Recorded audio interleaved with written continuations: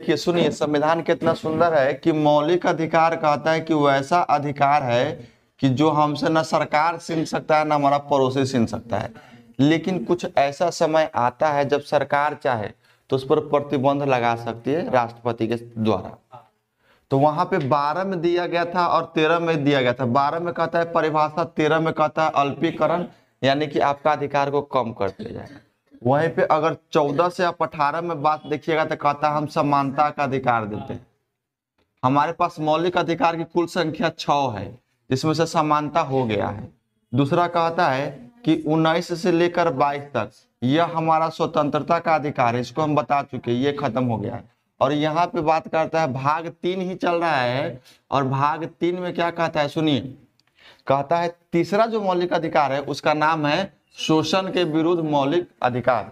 शोषण के विरुद्ध जो अधिकार होगा, यानी कि कोई आप पर शोषण नहीं कर सकता है, कोई आपसे जबरदस्ती कोई काम नहीं करवा सकता, उसी को शोषण कहते हैं। ठीक है, शोषण के कई प्रकार होते हैं, लेकिन चलिए संविधान के हिसाब से क्या क्या कहा गया है। ठीक है, तो भाग 3 का हम देखेंगे। अब कौन सा मौलिक अधिकार? तो तीसरा मौलिक अधिकार। चूंकि पहला हम लोग पढ़ चुके हैं, दूसरा भी पढ़ चुके हैं, अब जो तीसरा है वही तो हमारा ये है। तीसरा मौलिक अधिकार कौन है? तो शोषण के विरुद्ध मौलिक अधिकार। इस अधिकार में 2 आर्टिकल को रखा गया है, आर्टिकल 23 और 24। यह भी बहुत इंपॉर्टेंट है समझना। देखिए आर्टिकल 23 में 2 बात कहा गया है। ठीक है, पहला बात यानी कि ए, आर्टिकल 23 में कहा गया है कि किसी भी व्यक्ति को आप उस व्यक्ति का व्यापार नहीं कर सकते हैं, उस व्यक्ति का तस्करी नहीं कर सकते। क्योंकि पुराने जमाने में क्या होता था कि बड़े बड़े लोग, राजा महाराजा लोग दास को खरीदते थे, मतलब गुलाम को खरीदते थे, आदमी आदमी को बेच देता था।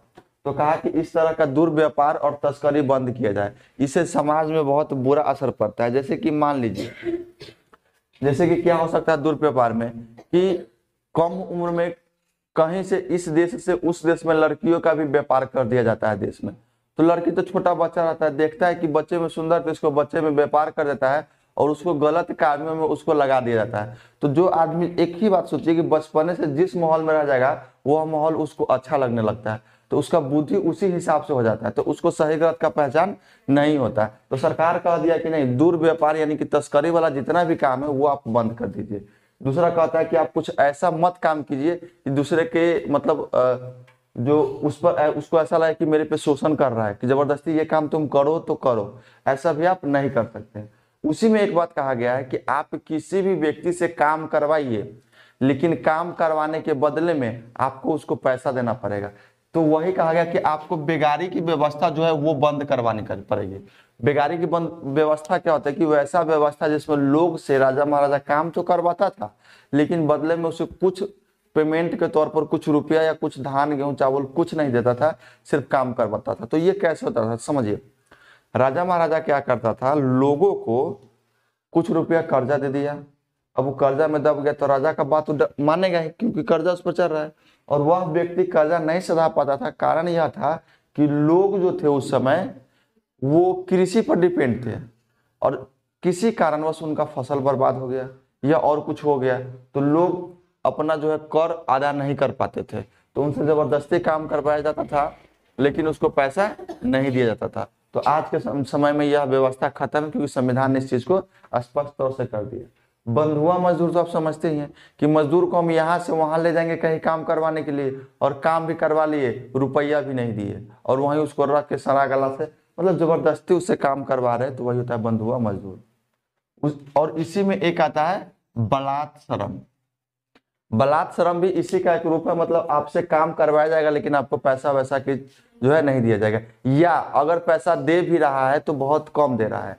जैसे कि आपसे सीधा सीधा बात समझिए, आप कोई रिक्शा वाला है, आप कोई रिक्शा वाला है और आपसे रिक्शा चलवा के यहाँ से ले जाएगा पटना तक, ठीक है, और पटना में ले जाएगा और कहेगा कि भाड़ा दीजिए, तो कहेगा ना भाड़ा दीजिए, तो आप जो उचित है से मांग लीजिए, तो आप उसको 5 रुपया दे दीजिएगा, तो रिक्शा वाला गरियाबो करेगा, पीटबो करेगा, तो यहाँ पे दिक्कत हो जाती है।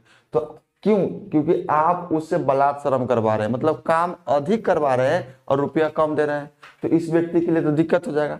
तो काम अधिक करवा के रुपया कम देना ही बलात् श्रम कहलाता है। समझ में आ गया बात? तो आर्टिकल 23 में ये कहा गया है, लेकिन 23 के 2 में यही बात कहा गया है कि आपसे बलात्सरम नहीं करवाया जाएगा। तो वहीं पे अम्बेडकर जी और वीपी मेनन में हो गया विवाद है कि अगर ऐसा होगा तो भविष्य में कुछ देश पर संकट आएगी तो क्या होगा। तो बाबा साहब ने कह दिया कि देखिए, अगर भविष्य में देश हित की अगर बात आती है, मतलब राष्ट्रीय हित में या राष्ट्रीय कोई आपातकाल पड़ता है, तो उसमें देश के लोग से जबरदस्ती बलात्सरम या बंधुआ या बेगारी व्यवस्था के तहत काम करवाया जा सकता है, क्योंकि उस समय उस वक्त की बात जो है देश हित की बात है, तो ऐसा करवाया जा सकता है। ठीक है, ऐसा नहीं है कि कह दिए तो नहीं करवाएंगे, ये करवा सकता है सरकार कब, जब देश हित की बात होगी तब। अब बात करते हैं आर्टिकल 24। आर्टिकल 24 से याद रखिएगा 14। 14 मतलब 14 ये बच्चा का उम्र बताता है। किसका उम्र बताता है ना, तो 14, 24, 34 ऐसे 10-10 का डिफरेंस। तो 24 से आपको 14 याद रखना है। 24 में कहता है कि बाल नियोजन पर प्रतिबंध। पुराने जमाने में लोग क्या करते थे, छोटे छोटे बच्चों को काम में लगाते थे और उनसे मतलब काम करवा के और उसको पैसा वैसा देते थे। उन बच्चों को पढ़ने लिखने की जो है ये सब नहीं थी। तो कहा गया, बाबा साहब को ये चीज बहुत बुरा लगा, कहा कि देखिए बाल नियोजन पर प्रतिबंध लगाए। नियोजन माने नौकरी होता है, ठीक है। तो बच्चों को जो अगर 14 वर्ष से कम उम्र के बच्चा है उसको आप नौकरी पर नहीं भेज सकते। और मान लीजिए कि आपके पास बहुत ज्यादा समस्या है तो आप नौकरी पर भेज दीजिए, छोटा मोटा सॉफ्ट, मतलब जो काम आराम से हो जाए वैसे जगहों पर भेजिए ताकि बच्चा को काम मिल जाए और बच्चा सुरक्षित भी रहे। तो कहा कि 14 वर्ष से कम उम्र के बच्चों के लिए ये जो बाल श्रम है उस पर प्रतिबंध लगा दिया जाए। तो किन जगहों पर लगाया जाएगा प्रतिबंध वो देखिए। पहला प्रतिबंध आपको कारखाना में लगा देगा कि कारखाना में क्या होता है, बड़े बड़े लोहा लक्कड़ के सामान होते हैं, उसमें बच्चा को तो अपना एक तो उम्र नहीं है, होश नहीं रहेगा, वो कैसे काम करे। दूसरा खादान, मतलब कोयला खादान, हीरा खादान, अयस्क खादान, इस सब खादान में आप बच्चा को नहीं लगा सकते। या तीसरा कहा जाता है कि आप बच्चा को खतरनाक काम में नहीं लगा सकते।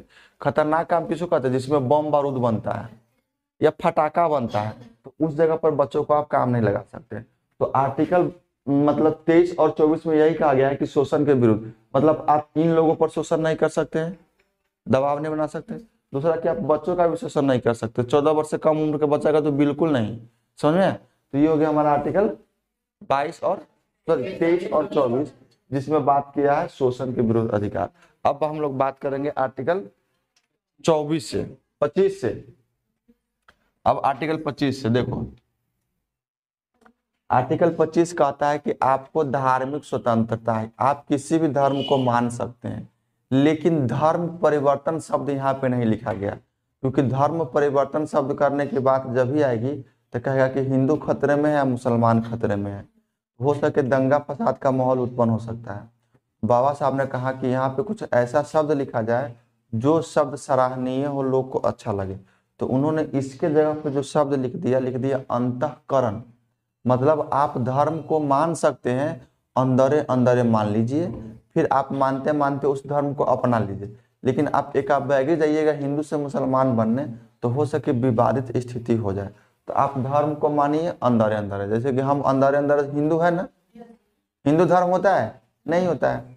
धर्म तो ब्राह्मण है, मानने वाला हिंदू कहलाता है, और हिंदू में बहुत सारा जाति है। तो हिंदू को जो मानने वाला होता है, अब हम हिंदू है, अब हम हिंदू को नहीं मानेंगे, मने मने किसी और धर्म को मानते हैं, सीधा बात समझ लीजिए। हम मने मने बुद्ध धर्म को मानते हैं, हो गया कि नहीं हो गया। तो कहने के लिए हिंदू है, लेकिन अंदर से जो है ना, दिल में जो है हिंदू के लिए जगह नहीं है, बुद्ध के लिए जगह है। एक बात समझिए, विचार को समझिए, यही होता है अंतःकरण, मतलब हम अंतःकरण अपने हृदय से किसी और चीज को मानते हैं। दूसरा कहता है कि आप धार्मिक कार्य या रिवाज को कर सकते हैं। यहीं पे आपको मैंने एक बताया था पर्सनल लॉ,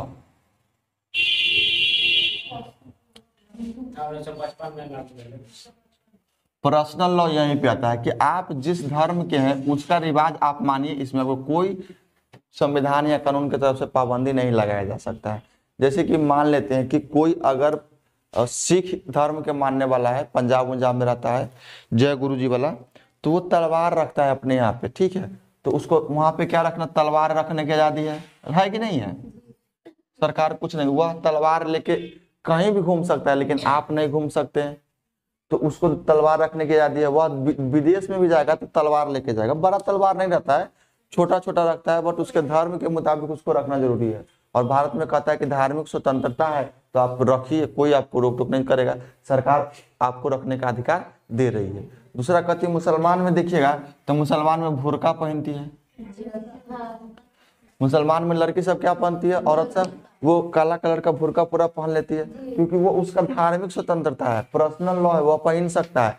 और कबो कबो शौक से लोग नहीं पहनता है कि मान लेते हैं कि 20,000 के लहंगे पहन लिया है, अब 500 के बुर्का पहन लेगी, तो भाई साहब डिजाइन क्या दिखाएगा लोग को, तो कबो कबो शौक से नहीं पहनती है, लेकिन बुर्का पहनने का लिए इसको जो है धार्मिक स्वतंत्रता है, यह आर्टिकल 25 देता है। और हिंदू में कहा गया है कि सिंदूर करने के लिए आपको कोई दिक्कत नहीं है, सिंदूर कर दिए। मुसलमान सब और कुछ धर्म के लोग ऐसे जो सिंदूर नहीं करते, लेकिन हिंदू वाली से एकदम यहाँ से करेगी, पता नहीं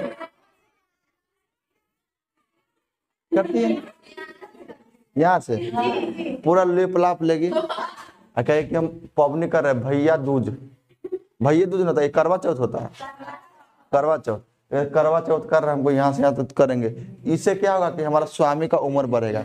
जानते यह बात कहाँ से आया हिंदू धर्म में?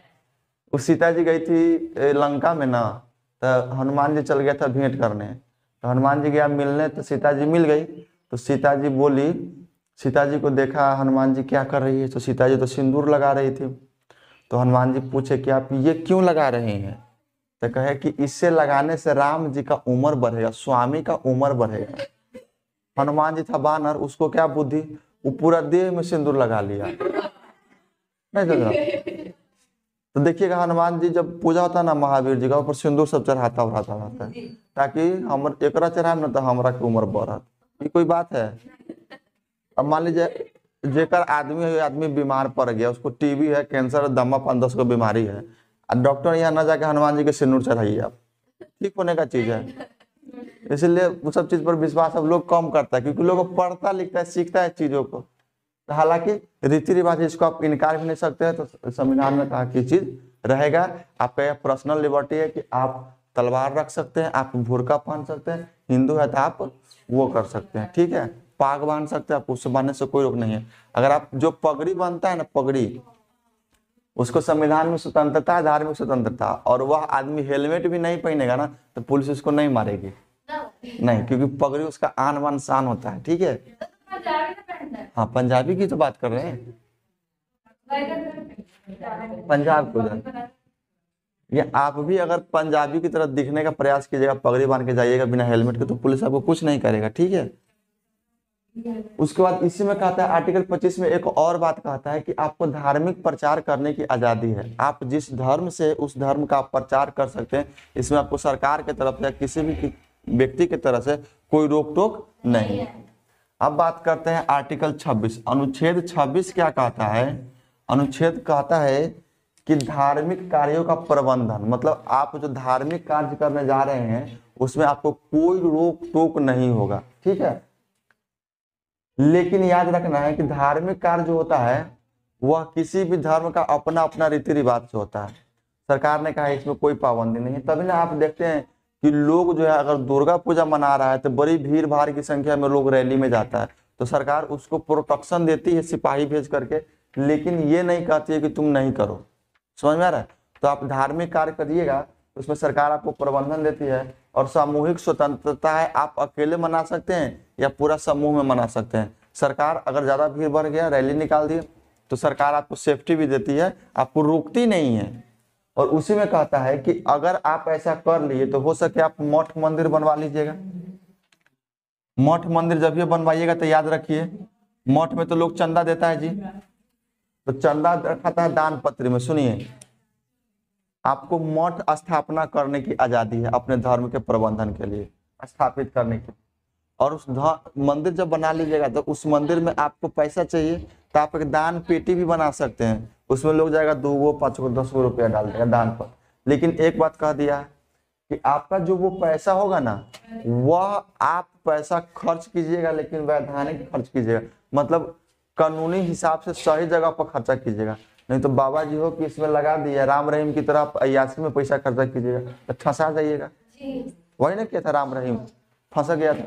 तो आप खर्च कर सकते हैं लेकिन वैधानिक खर्च कर सकते हैं। आर्टिकल 25, 26 हो गया। अब आर्टिकल 27 देखते हैं। आर्टिकल 27 में कहते हैं कि आपने जो धर्म से जो पैसा जमा किया है पंडित जी जो मंदिर में पैसा जमा किया है, उन पैसों पर धार्मिक जो धन होता है उसको धार्मिक धन कहते हैं, और उस पर टैक्स नहीं लगेगा। मतलब मंदिर के पास अगर करोड़ों की संपत्ति है तो मंदिर पर टैक्स नहीं लगेगा, क्योंकि मंदिर को कहा गया है कि इस पैसा को आपको वैधानिक तरीका से खर्च करना है। जैसे कि आपके यहाँ कोई आता है तो आप उसको प्रसाद खिलाइए, खाना खिलाइए, वो भोज कर दीजिए। जैसे कि बहुत बड़ा जग हुआ, आपके बगही मेला में जो जग हुआ था उसमें कोई लोग जाके खा लेता था, समझ में आ रहा है, तो वो वैधानिक खर्च हो रहा था, लोग जाके खा सकता है। और एक होता है जो गुरुद्वारा होता है, उसमें कोई भी व्यक्ति जा करके खा सकता है, बैठिए जितना मन है उतना खा लो, उसमें तुमको कोई रोक टोक नहीं है। तो सरकार कहता है कि आप खर्च कीजिए, लेकिन वैधानिक तरीका से व्यर्थ का खर्च आप नहीं कीजिए, तो आपके हम धन पर टैक्स नहीं लगाएंगे। तो कहता है आर्टिकल 27 कि धार्मिक धन पर टैक्स लगेगा नहीं, धार्मिक धन टैक्स फ्री है। किस आर्टिकल में कहा गया है? आर्टिकल 27 में। आर्टिकल 25 में कहा गया अंतःकरण कर सकते हैं, आप मन से मान लीजिए धर्म को, आप धार्मिक प्रचार भी कर सकते हैं। आर्टिकल 26 में क्या कहता है कि आपको सामूहिक स्वतंत्रता है, आप धर्म का प्रचार कीजिए, पूजा पाठ कीजिए, बदले में सरकार आपको संरक्षण देगी। आपको स्थापित करना है तो आप मंदिर मठ बना लीजिए, संविधान में लिखा हुआ है, लेकिन उसमें का जो दान पत्र का पैसा है उसका खर्च वैधानिक होना चाहिए। उसके बाद बात करता है आर्टिकल 28। आर्टिकल 28 जो है धार्मिक स्वतंत्रता का आखिरी भाग है। आर्टिकल 28 में कहता है कि किसी भी सरकारी खर्च से चलने वाले संस्थान या स्कूल हो या कुछ भी हो, उसमें धार्मिक शिक्षा नहीं दिया जाएगा। समझ में आया?